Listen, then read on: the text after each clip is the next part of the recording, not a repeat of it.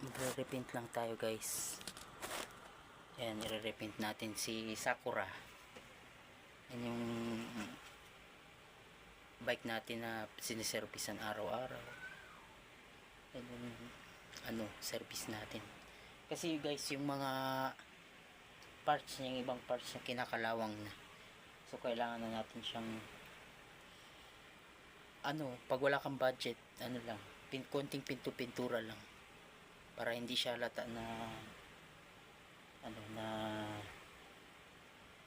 hindi siya halata na na may kalawang. Tara guys, maganda tayo pintura.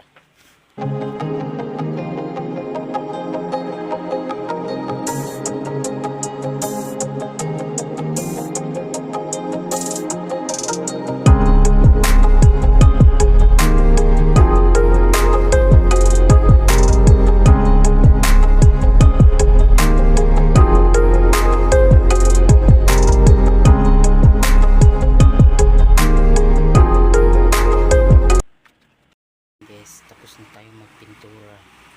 Ito na yung finished product niya. Pakita natin.